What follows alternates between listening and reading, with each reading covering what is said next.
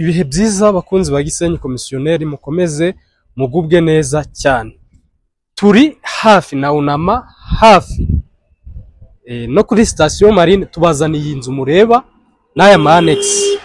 Aha hantu ni kuri kaburimbo, ni ahantu heza, ni quartier nziza igezweho.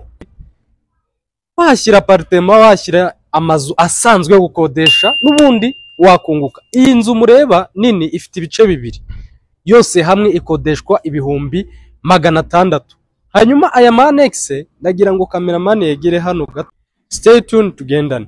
Ibiciro biri bugufi. Yes, twababwiye ko ibiciro turabibabwira, ariko reka tubibabwire mbere yuko tubereka igipangu cyose.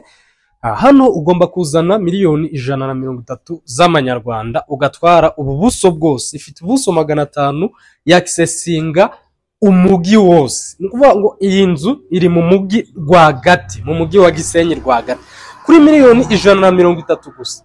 Mutekereze cyane, hano ikibanza kiri kuri kaburimbo mu gihe kiguyeho nka hano kiba kigura hagati ya miliyoni 60 na miliyoni 80. Ariko twebwe dore harimo ibikorwa byinjiza amafaranga arenga miliyoni ku kwezi, turahagurisha kuri miliyoni 130.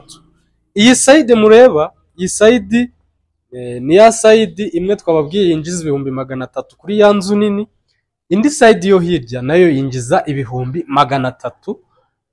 Murumva ko ari ahantu heza kandi hunguka ku muntu ugiye gukora investment.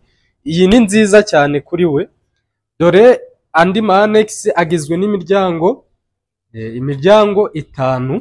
Hari uyu ndetse n'uriya, n'inyuma hari andi manex hakabamo space y'ibikoni ndetse na toilette byo hanze. Karibu tubereke inguni zose z'iki kibanza kugira mumenye amakuru yose yuzuye.